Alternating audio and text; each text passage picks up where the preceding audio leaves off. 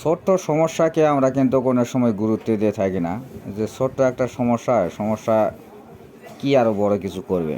তো ছোট্ট সমস্যা যে অন্য সময় বড় কিছু করে, তার জলজান্ত প্রমাণ হচ্ছে এই চার্জার ফ্যানটি।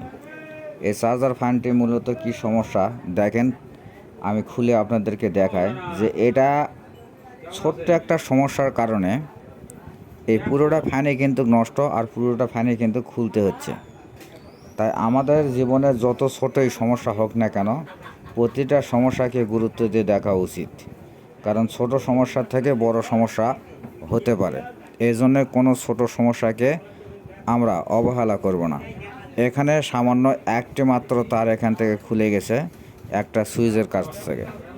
এই সুইচের কাছ থেকে যে তারটি খুলে গেছে, খুলে যাওয়ার কারণে কিন্তু এই পুরোটি ফ্যান নষ্ট।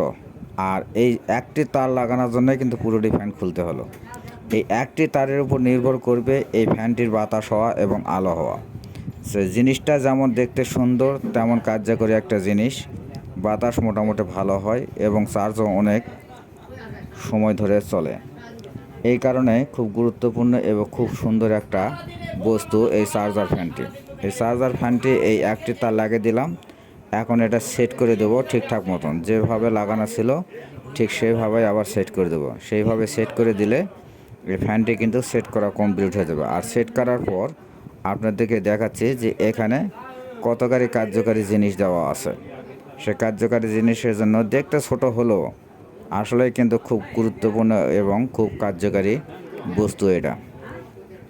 মোটামুটি আমার এখানে সেটিং করা হয়ে গেল। তারপরে যে নাটগুলো আছে, নাটগুলো লাগাতে হবে। যেহেতু প্লাস্টিকের বডির নাটের পরিমাণ বেশি দেওয়া থাকে, তাই নাটগুলো হচ্ছে একটা একটা করে লাগাতে হবে।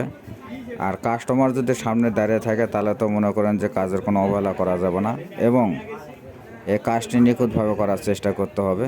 তো কাস্টমার থাকুক বা না থাকুক, আপনি যদি কাজের পারফরমেন্স ভালো হয়, তাহলে কাস্টমার কিন্তু আপনার কাছে জিনিস নিয়ে আসবে। আর যদি পারফরমেন্স ভালো না হয়, তাহলে কিন্তু কোনো কাস্টমার আপনার কাছে আসবে না।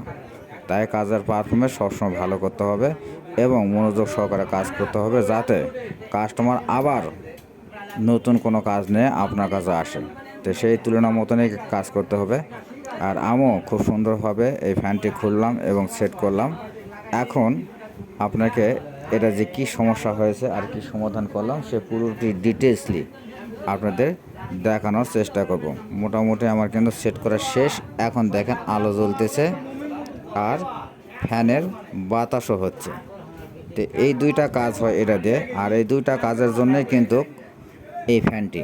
আর এই ফ্যানটি মাত্র এই একটি তার খুলে যাওয়ার কারণে পুরোটা ফ্যানই নষ্ট বলে বিবেচনা করা হয়েছে।